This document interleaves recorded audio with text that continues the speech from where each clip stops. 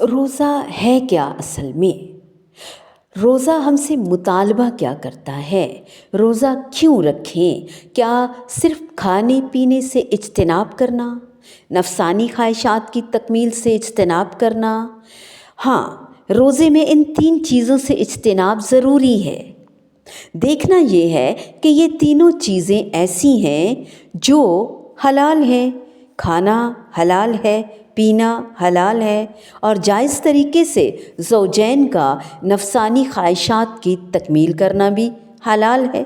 اب روزے کے دوران ان حلال چیزوں سے تو رکنا ہے، ہم پرہیز کر رہے ہیں، کھا پی نہیں رہے اور باقی باتوں سے بھی گریز کر رہے ہیں، جبکہ حلال کو چھوڑ کر حرام کو چھوڑ نہیں رہے، جھوٹ بول رہے ہیں، غیبت کر رہے ہیں، بدنگاہی کر رہے ہیں، بد نظری کر رہے ہیں، جو ہر حال میں حرام تھیں، روزے میں بھی اور روزے کے علاوہ بھی۔ تو یہ سوچنے کی بات ہے نا، روزہ کس طرح پورا ہوگا؟ کیا ڈیمانڈ ہے؟ روزے سے یہ سب چیزیں اگر روزے میں ہو رہی ہیں، روزہ رکھا ہوا ہے اور بدنگاہی کر رہے ہیں، روزہ رکھا ہوا ہے لیکن وقت پاس کرنے کے لیے گندی گندی فلمیں دیکھ رہے ہیں، تو یہ سب کیا ہے؟ کیا روزہ ہے؟ اور پھر روزہ نفس کو عذاب دینے کا نام ہے؟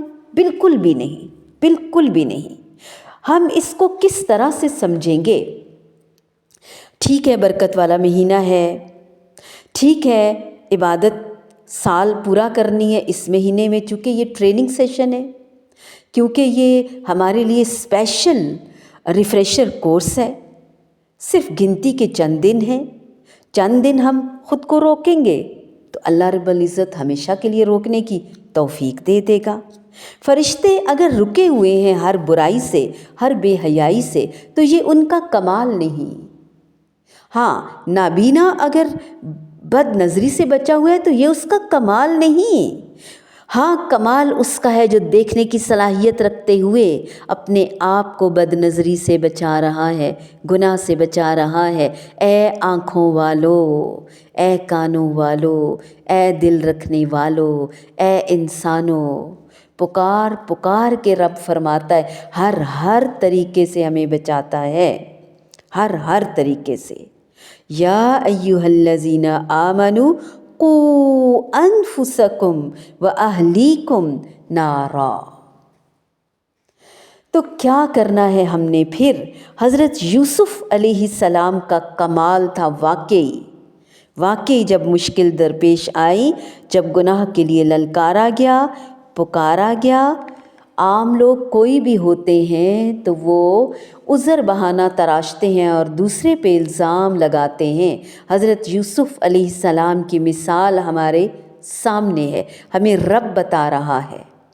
گناہ کا خیال آ جانے کے باوجود اللہ تعالیٰ کی خوف اور عظمت کو پہچانا اور اس گناہ کے خیال پر عمل نہیں کیا، حالانکہ سارے حالات سازگار تھے۔ اپنے آپ کو اللہ کے آگے جھکایا، گناہ کے آگے پھسلنے نہیں دیا۔ یہ ہے روزہ، یہ ہے بچنا، بچاؤ کرنا، یہ ہے تقویٰ کی اعلیٰ مثال، یہ ہے کمال۔ گناہ کی دعوت دی جا رہی ہے، ماحول موجود ہے، حالات سازگار ہیں، دل بھی یعنی ظاہر ہے خیال تو آ جاتا ہے، جسم کو ضرورت ہے، اس کے باوجود، ان سب چیزوں کے باوجود اللہ کے حکم کے آگے اپنے آپ کو جھکا لینا، اللہ کی پناہ میں دے دینا۔ اللہ پھر مدد کرتا ہے، حفاظت کرتا ہے۔ ہماری جانوں کا سودا ہو چکا ہے، ہم اپنی جانیں، اللہ کی دی ہوئی جان ہے نا، اللہ کے پاس واپس جانی ہے۔ جب انسان کا مقصد تخلیق ہی عبادت ہے تو پھر اس کے تقاضے تو پورے کرنے ہوں گے نا، کہ نہیں؟ ایک ایک بات کو ہم ڈیفرنٹ اینگل سے سمجھیں گے، پلیز ہمارے ساتھ رہیے گا، غور کیجیے گا، غور کیجیے گا۔ اور یہ رمضان ہمارا پچھلے ہر رمضان سے بڑھ چڑھ کر ہو، بہت خوبصورت ہو، بالکل ڈیفرنٹ ہو، پلیز प्लीज़ खुद भी सुने, औरों को भी सुनवाएं।